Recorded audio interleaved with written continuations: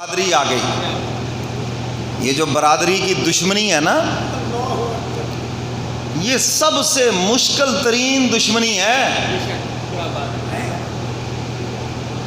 وہ پنجابی جی کہندے نا جی، یہ رشتہ دار جڑے نا گلیاں لکڑیاں نے، گلیاں لکڑیاں تخدیاں ہی رہندیاں، نہ تو آگ جلے گی کہ یہ ختم ہو جائے اور نہ بجھے گی، وہ تخدیاں رہن گی، دھواں چلتا رہے گا اور موقع بموقع وار کرتے رہیں گے۔ الاقارب کالعقارب، رشتہ دار بچھوؤں کی مانند ہے، اور بچھو کا کام کیا ہوتا ہے؟ سارے بولو، بچھو کا کام کیا ہے؟ تو ان کو بھی جب موقع ملے گا، آپ نے نہیں ڈسنا، بلکہ جس نے ڈسا ہے اس پہ احسان کرنا ہے۔ یہ ہمارے نبی کی تعلیمات ہیں، جس نے ڈسا ہے اس پہ اچھائی کا معاملہ کرنا، احسان کا معاملہ کرنا، یہ ہمارے نبی کا ہمیں حکم ہے۔ ایک صحابی آئے اور آ کر یہی تو عرض کیا، میں اپنے رشتہ داروں پہ احسان کرتا ہوں، وہ میری ٹانگیں کھینچتے ہیں، میں خرچ کرتا ہوں، وہ محروم کرتے ہیں، میں ان کے ساتھ اچھائی کرتا ہوں، وہ برائی کرتے ہیں، میں ان کا اچھا سوچتا ہوں، وہ میرا برا سوچتے ہیں، میں ان کا فائدہ کرتا ہوں، وہ میرا نقصان کرتے ہیں۔ اللہ کے محبوب سن بھی رہے ہیں اور مسکرا بھی رہے ہیں، اور حضور علیہ الصلاۃ والسلام نے مسکراتے ہوئے فرمایا، جب تک تو ایسا کرتا رہے گا اللہ کی مدد تیرے ساتھ رہے گی۔ اور یہ جو نجومی لوگ ہیں نا، فراڈیے، ان کا سب سے بڑا ہتھیار ہی یہ ہے کہ تیرے رشتہ دار تیرے بڑے مخالف ہیں۔ کیوں جی؟ یہ جو عامل ہیں جیلی، ان کا پہلا ہتھیار یہ ہے۔ آپ حساب کیا ہے جی، آپ کے رشتہ دار بڑے مخالف ہیں، اچھا مجھے یہ بتائیں، رشتہ دار سارے کے سارے موافق ہے کس کے؟ میں اور آپ کس بات کی مولی ہیں؟ حضور علیہ الصلاۃ والسلام کے رشتہ دار حضور کے مخالف نہیں تھے؟ سکا چچا خون کا پیاسا ہے۔ تو اس لیے میرے محترم سامعین، یہ باتیں، یہ چیزیں شروع سے چلی آ رہی ہیں۔ یہ مائک آج اس نے بدلا ہے، مائک وہ نہیں ہے، اس لیے گڑبڑا ہے۔ تو یہ چیزیں شروع سے چلی آ رہی ہیں، رشتہ دار مخالف ہوتے ہیں، رکاوٹ ہوتے ہیں، اور بالخصوص نیکی کے کاموں میں، یہ بھی یاد رکھنا۔ تو ابراہیم علیہ الصلاۃ والسلام نے باپ کو تو مسئلہ توحید سمجھایا، اب باپ سمیت قوم کو بھی سمجھایا، خوب انداز سے فرمایا، وَلَقَدْ آتَيْنَا إِبْرَاهِيمَ رُشْدَهُ مِنْ قَبْلُ وَكُنَّا بِهِ عَالِمِينَ۔ حق تعالیٰ فرماتے ہیں، ہم نے اپنے ابراہیم خلیل کو شروع سے رشد عطا کر دیا۔ یہ رشد کیا چیز ہے؟ یہ وہ خداداد صلاحیت ہے، یہ وہ نعمت ہے جس سے انسان حق اور باطل میں فرق کر دے، جس سے جھوٹ اور سچ میں فرق ہو جائے۔ مائک بدل کے دیکھ، بہت خراب ہے، بس ٹھیک ہے۔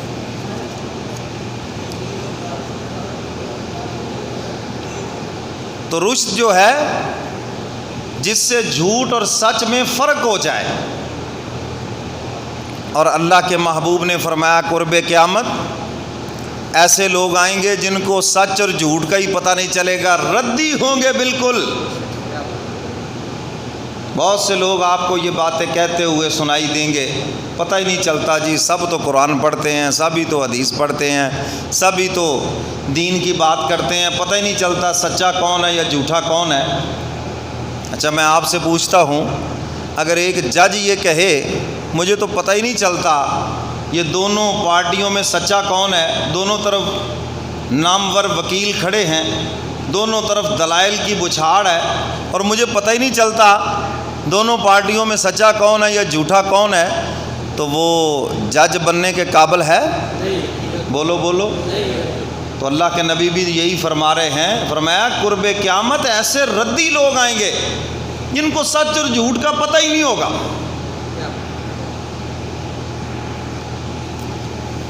اللہ اکبر. تو ابراہیم علیہ السلام کو اللہ نے شروع سے رشد عطا کر دیا، یہ سمجھ عطا کر دی. پہلے لوگ دانا ہوتے تھے، تیز نہیں ہوتے تھے. آج کے لوگ تیز ترار ہیں اور سمجھ سے دور ہیں. تبدیلی آ گئی نا؟ کیوں جی آئی یا نہیں؟ ہاں. پہلے سمجھدار لوگ ہوتے تھے، لوگ کہتے تھے سیانے سے کے بات کرتے ہیں، کسی سمجھدار سے بات کرتے ہیں. اب تو تیز ترار ہیں، بڑی تیز ہے قوم. فرمایا وَلَقَدْ آتَيْنَا إِبْرَاهِيمَ رُشْدَهُ مِنْ قَبْلُ وَكُنَّا بِهِ عَالِمِينَ.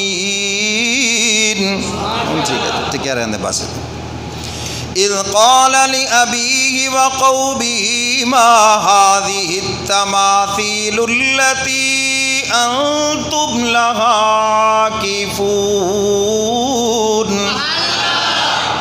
ابراہیم علیہ السلام نے اپنی قوم سے کہا اور اپنے والد صاحب سے بھی کہا، کیونکہ وہ بھی قوم کے ساتھ ملے ہوئے تھے، بیٹے کے ساتھ نہیں تھے. یہ کیا ہے مورتیاں جن کی عبادت میں جمے ہوئے ہو، صبح و شام جن کی عبادت کر رہے ہو؟ کیا حقیقت ہے اس کی؟ کیا دلیل ہے اس کے اوپر تمہارے پاس؟ کس نے تمہیں کہا ہے اپنے ہاتھوں کے تراشے ہوئے بت ان کی عبادت کرنا اور انہیں اپنا مشکل کشا سمجھنا؟ کس نے کہا ہے تمہیں یہ؟ جواب سنو ان کا. قالوا وجدنا آباءنا لها عابدین. کہنے لگے ابراہیم ہم نے اپنے آباء و اجداد کو ان کی عبادت کرتے ہوئے پایا ہے. ساڈا پیو دادا یہ پوجا کرتا سی تے اسی بھی کرتے پے ہیں. ہم نے اپنے آباء و اجداد کو ان کی عبادت کرتے ہوئے پایا ہے اور ہم بھی ان کی عبادت میں لگ گئے. بس یہ دلیل ہے. آج کل بھی یہ دلیل سننے کو ملتی ہے نا. پیو دادے دیاں قبراں کیویں چھڑ دیے، باپ دادا کا مذہب کیسے چھوڑ دیں؟ اب جواب وہی ہے جو ابراہیم علیہ السلام نے دیا، کیونکہ قرآن تو قیامت تک کے لیے ہے نا، اس کے قوانین قیامت تک کے لیے ہیں. تو ابراہیم علیہ السلام نے فوراً فرمایا قال لقد كنتم انتم وآباؤكم في ضلال مبين. ابراہیم علیہ السلام فرماتے ہیں کہ تم بھی گمراہ ہو، تمہارے باپ دادا بھی گمراہ ہیں، وہ بھی کھلی گمراہی میں اور تم بھی کھلی گمراہی میں. آپ کے سامنے جب کوئی باپ دادا پیش کرے تو پوچھ لیں جی وہ مفتی تھے، کوئی جید عالم دین تھے، کوئی قرآن و حدیث کا علم رکھتے تھے؟ آگے سے وہ جواب دیں نہیں ساڈے ورگے ماتڑ ہی سی وہ بھی. جیسے تم جاہل ہو ویسے ہی وہ جاہل ہیں، تو پھر وہ قابل تقلید کیسے ہو گئے؟ اگر تو عالم دین ہوتے، چلو آپ کہتے جی وہ بڑے پائے کے عالم تھے، انہوں نے مسئلہ بتایا ہے، وہ غلط تو نہیں بتایا، پھر تو بات سمجھ آتی ہے. اور اگر وہ بھی جاہل ہیں تو جاہل کی اتباع کیوں کر رہے ہو؟ دلیل تو قرآن اور حدیث ہے، اس کی اتباع کرو.